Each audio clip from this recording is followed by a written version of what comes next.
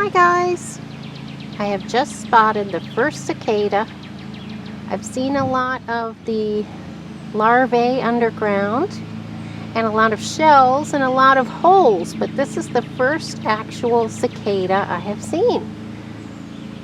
And it's been many, many, many years, I think 17 years since the last time they emerged. So I find it kind of interesting. I like his orange eyes.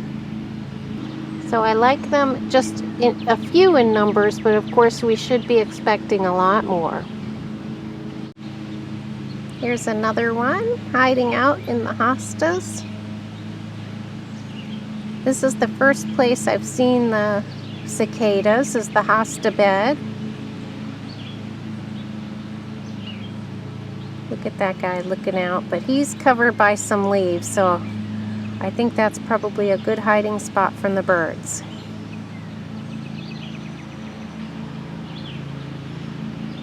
It looks like our rose hedge, these are my husband's roses, are starting to come into bloom. They're going to be beautiful. They'll be covered with lots of red roses, and I've got lots of buds. We've got loads of buds. Look at that, all waiting to open. Some have already started, but it looks like it's going to be a glorious hedge rose year. So they like something that's going on. Probably the warming weather. I have given my Boxwood topiaries a more cohesive look.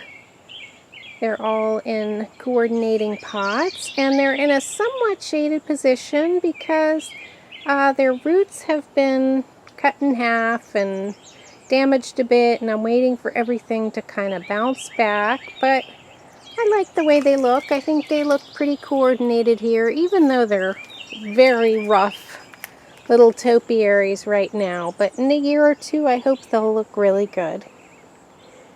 But they're in matching pots now. My friend gave me 2 more that really coordinated. I wanted to give you a look at the path that I finished. These are the concrete stepping stones that I molded, and they're in different states of being dry, but it took me a couple weeks because I only had 1 mold, and I learned that working with concrete, it is very heavy. It was actually a harder project than I thought, but I'm really pleased with how this looks. I think it came out really well. Let me show you the close-up again. It's a really pretty stone, and it certainly looks like a lot more money than I spent. I did end up getting some bags of concrete because it was so much more economical, and each one would have taken 2 of those little containers. So that is the path set in place, and then my friend gave me some steppable sedum. And this is beautiful. I think it's golden sedum.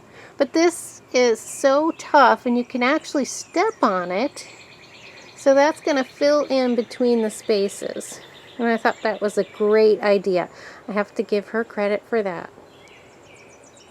And I think this whole setup looks great with the sundial, which my friends Lori and Roland gave me.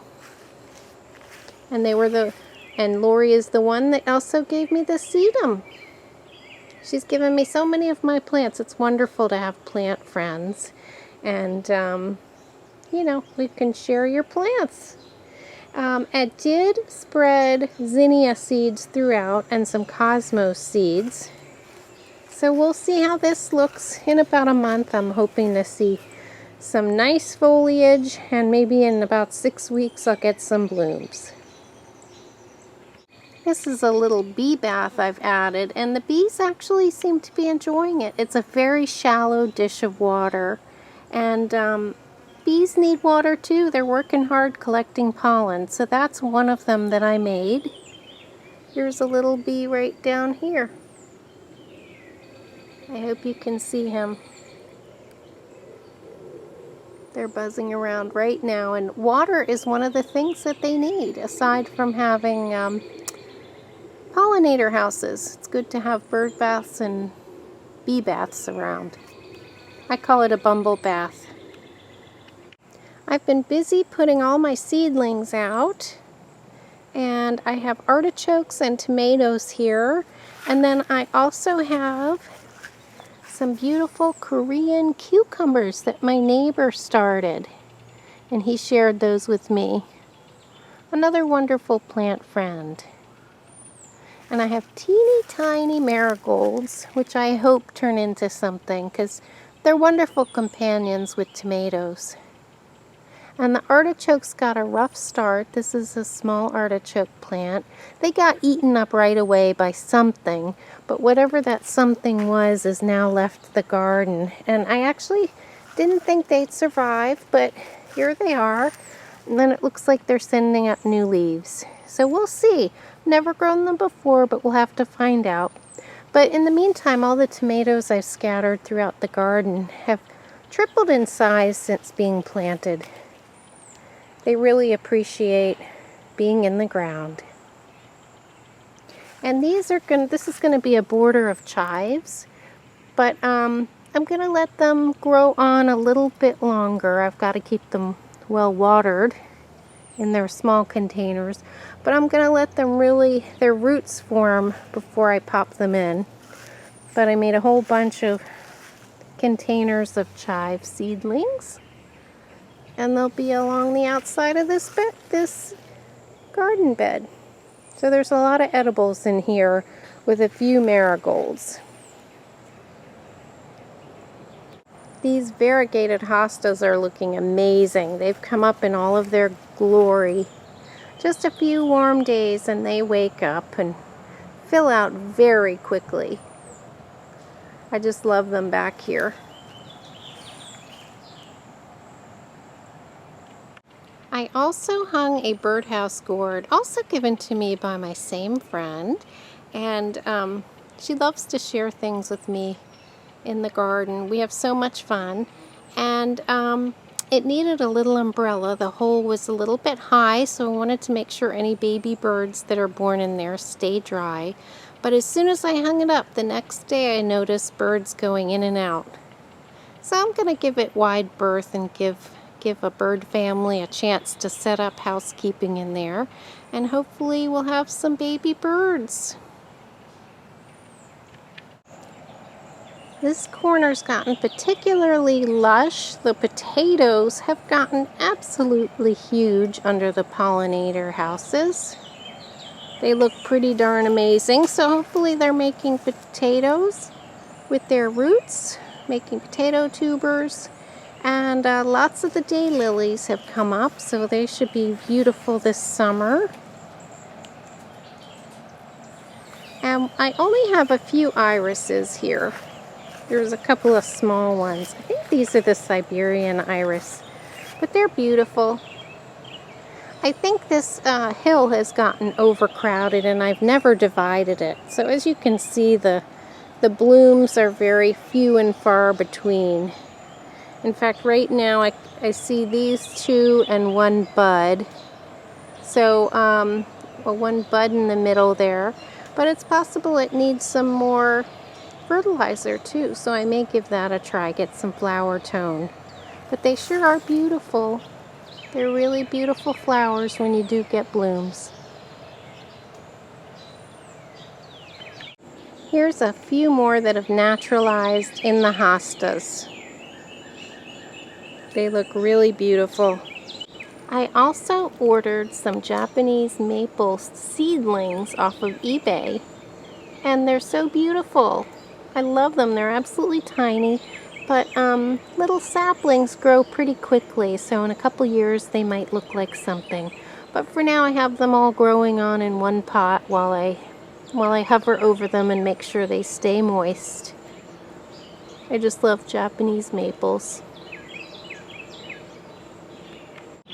I think I found a deer-resistant variety of flowers. We'll have to see, but I put them around this boxwood.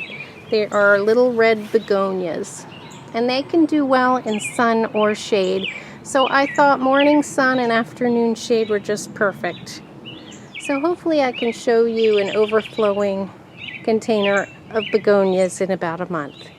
I thought they were really pretty.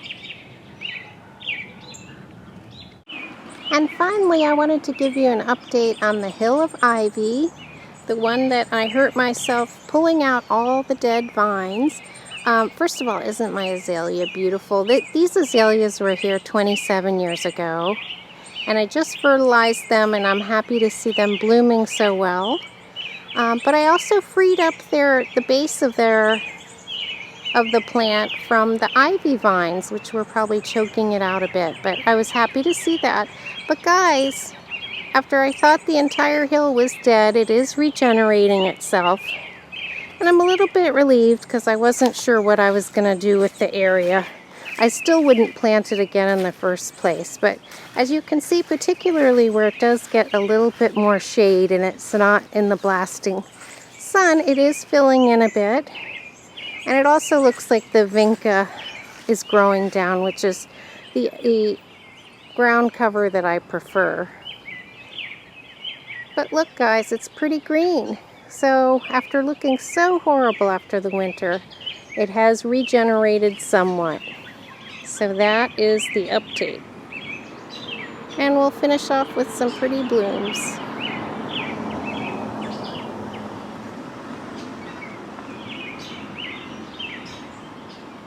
Thanks so much for watching.